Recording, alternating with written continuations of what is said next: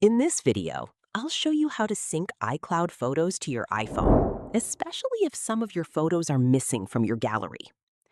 First, open Settings on your iPhone and tap your Apple ID profile at the top, connected through Apple Inc.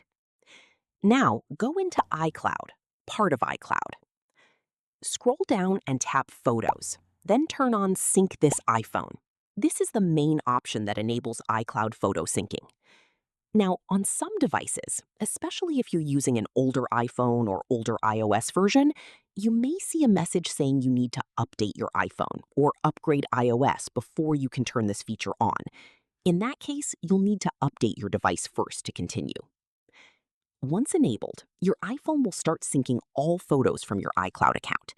You may see a status like syncing, which means the process is running in the background.